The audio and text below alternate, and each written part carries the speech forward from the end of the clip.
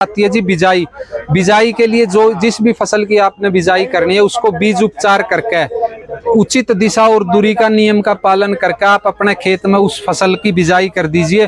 बिजाई करते समय किसान साथियों को एक बात का ध्यान रखना है भाई, उन्होंने बीज रोपण अगर संभव हो सके तो वो इस तरीके से करना है कि पूर्णिमा के दिन वो बीज अंकुरित हो जमीन से। नमस्कार सर। नमस्कार जी। सर पहले तो अपना छोटा सा परिचय करा दो। मेरा नाम विक्रम सिंधु, गांव खांडाखेड़ी, जिला हिसार, हरियाणा से हूँ। सर ये आपने जहर मुक्त खेती का प्रयोग लिख रखा है, ये कैसे होगा, इसकी जानकारी दीजिए। ऐसा है जी, जो हमारे समाज में heart, liver, BP, kidney, psoriasis, cancer जैसी भयानक बीमारियां बड़ी फास्ट गति से चल रही हैं, इनका अगर आप कहीं गहन अध्ययन करोगे तो सामने निकल कर आएगा भाई किसान जो अंधाधुंध मात्रा में रासायनिक खाद और दवाइयों का प्रयोग करता है, उनके प्रयोग करने से उपभोक्ता को ये तमाम सारी बीमारियां हो रही हैं। ये शहर में ही नहीं बल्कि गांव के हर घर तक पहुंच चुकी हैं। तो इस बात को ध्यान में रखते हुए राजीव भाई से प्रेरित होकर हमने 12-13 साल पहले जहर मुक्त खेती अभियान नाम से ये कैंपेन शुरू किया था। इसमें हम किसानों को किसान अपने खेत में यूरिया, डीएपी, पेस्टिसाइड ना प्रयोग करे, इसके बारे में जागरूक करते हैं जी।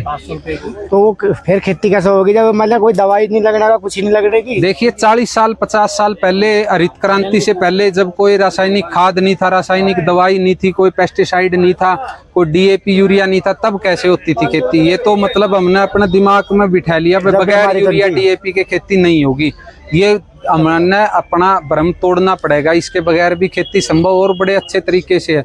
इसका तरीका हम ये जो हमने ये पता दे रखा है जहर मुक्त खेती प्रशिक्षण केंद्र, यहाँ 24 घंटे गेट खुला रहा है।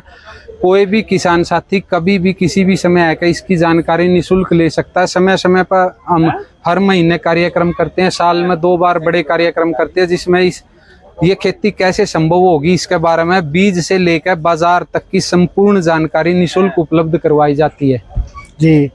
ये जो आपके प्रोडक्ट है ये किस प्रकार से कैसे है, ये बेजहर मुक्त है? जी जी जी। ये क्या जो हमारे किसान साथी पिछले कई सालों से बगैर यूरिया डीएपी की खेती कर रहे हैं, उनके द्वारा उत्पादित ये तमाम सारे उत्पाद हैं जिनकी मार्केटिंग हमारे किसान साथी खुद करते हैं और इनका रेट भी वो खुद निर्धारित करते हैं। बाजार वाले रेट के ऊपर ये नहीं मिलेगी किसी को भी, किसान साथी खुद अपने रेट तय करता है। तो जैसे मूंग वगैरह सब चीज ये जी जी जी दवाइयों की हुई? जी बिल्कुल। अच्छा जी। इसका जो आपका तो ऑर्गेनिक है? जी बिल्कुल। ऑर्गेनिक में जो भ्रम फैलाया रखा है जी, उसके हमने अपने दिमाग में एक बात फिट बिठानी पड़ेगी, पैदा जमीन ने देनी है। जब हमारी जमीन मजबूत होगी तो आपको प्रोडक्शन मिलेगी। हम जमीन के ऊपर काम नहीं कर रहे, हमने ये जो रसायन है, खाद है, ये डाल कर उन अपने सूक्ष्म जीवाणुओं को खत्म कर दिया है। जो बैक्टीरिया, सूक्ष्म जीवाणु पौधे को भोजन दे देते, दोबारा उन बैक्टीरिया को हमने अपने खेत में पनपाना है। उसके लिए सबसे पहला कदम होना चाहिए जी, कोई भी रासायनिक किसान अगर प्राकृतिक खेती करना चाहे तो वो अपने खेत में तुलसी लगाए। तुलसी लगाने के बाद वो उस तुलसी को जब 1-1.5 फुट की तुलसी हो जाए तो उसके अंदर ही मल्च कर दे, तो वो जो पॉइजन कंटेंट है उसको ऑब्जर्व कर लेगी और वो आपका खेत प्राकृतिक खेती करने के लिए तैयार है। तुलसी मल्च करने के बाद आप उसके अंदर 7 से 8 ट्रैली देसी गाय का तैयार गोबर उसके अंदर डालिए, फिर 2000 लीटर गो कृपा अमृत पानी के साथ डालिए और फिर उस खेत को बांध करके आप जो भी बिजाई करनी है आपने उस बीज को बीज उपचार करके उचित दिशा और दूरी का नियम का पालन करके, उचित दिशा और दूरी का मतलब जी उसके अंदर पूरा तो सूर्य का प्रकाश पड़े और पूरी हवा उस पौधे को मिल सके जो आप लगाओगे, चाहे वो गेहूं का हो, चाहे वो धान का हो या फिर हमारी कोई भी दालें हो। खेत में तो जी पूरा प्रकाश और पूरी हवा पड़ी सब लगेगी? नहीं लगती जी। 50 किलो बीज गेहूं का डालोगे आप, कैसे लगेगी? सीख सी खड़ी रहे। एक गेहूं का बूटा जिसको आपने 1 फुट बाय 1 फुट का गैप दिया है उसकी तो 70 टिलरिंग हो रही है, और जहां आपने 50 किलो बीज डाला वहां वो एक सीख सी खड़ी है।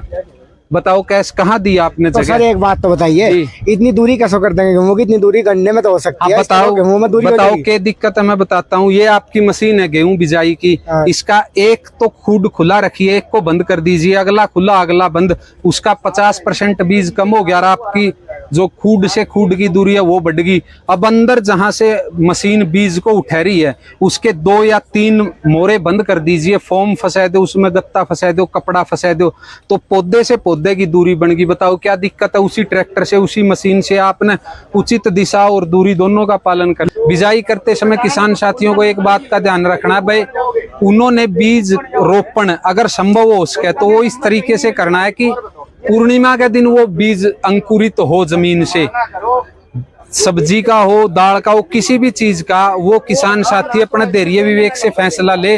भाई घिया का बीज 7-8 दिन बाद जर्मिनेट होगा तो उस पूर्णिमा से 7-8 दिन पहले उस बीज को जमीन में रोपित करे, और पूर्णिमा के दिन वो जब अंकुरित होगा तो ग्रह नक्षत्र का ऐसा प्रभाव होगा भाई उसकी रोग प्रतिरोधक क्षमता पौधे की बहुत ज्यादा होगी, और वो 90% तक अपनी छोटी मोटी बीमारी को अपना आप ही लड़ लेगा, वो सरवाइव कर लेगा।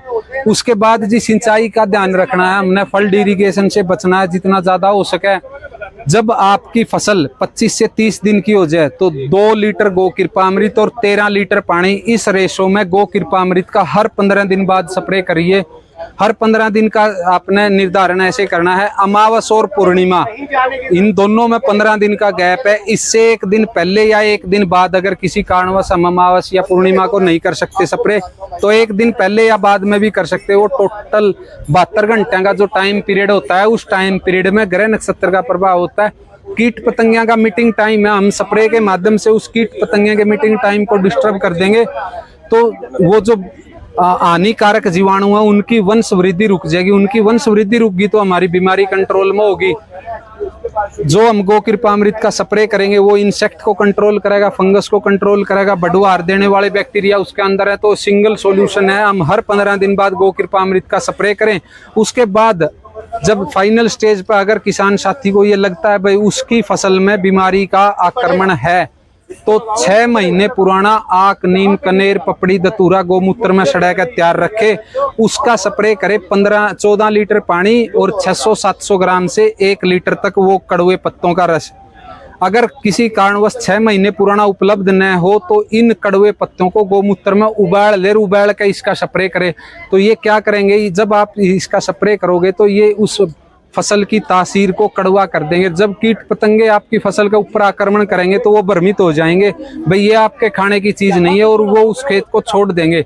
तो ये है जी सूक्ष्म जानकारी जो हमने 12 साल में पूरे भारत में घूम के जो 40-50 साल से किसान साथी खेती कर रहे थे उनसे सीखा है, और ये हम किसानों को बताने की कोशिश करते हैं। ये है जी जैविक खेती। तो झाड़ मुक्त खेती कितने दिनों में हो जाएगी जी? ये तो पहली फसल से ही तैयार है जी आपकी। हाँ, इस उपाय से पहली फसल से बिल्कुल जी बिल्कुल, क्योंकि हमने की थी ना, हो नहीं पाई थी, वो गेहूं भी नहीं हुए थे। नहीं, जब तक आप इसको अच्छे से सीख के समझ के और धरातल पे पूरी मेहनत के साथ नहीं लागू करोगे तो नहीं हो पाएगी जी। होता यही है, हम एक बार अपने मन में ये धारणा कर लेते हैं भाई हमने यूरिया डीएपी नहीं डालना, लेकिन कुछ तो आपने वो जो जमीन हमारी हमने खत्म कर दी उसको भरपाई तो करनी पड़ेगी जी। मैं बरती रहा, आज मैंने अनाज नहीं खाया तो मैं फल खा लूं, तभी तो सार्थकता सिद्ध होगी। वो आपने उसको पूरा का पूरा जब सिस्टम से करोगे तो आपको कोई दिक्कत नहीं होगी। अगर उसके बाद भी कोई परेशानी हो तो ये 24 घंटे खुला रहता है जी गेट। हम पूरी कोशिश करते हैं अपनी तरफ से, हम सारी की सारी जो हमने सीखा है वो बताने की कोशिश करते हैं किसान साथी। जो कोई किसान भाई जानकारी लेना चाहे बिल्कुल 24 घंटे इस मोबाइल नंबर पर व्हाट्सएप करिए जी, फोन नहीं उठा पाऊंगा। फोन नहीं उठाने का, व्हाट्सएप से आप पूरी जानकारी दे दो जी। बिल्कुल ठीक है जी, ठीक है, धन्यवाद धन्यवाद।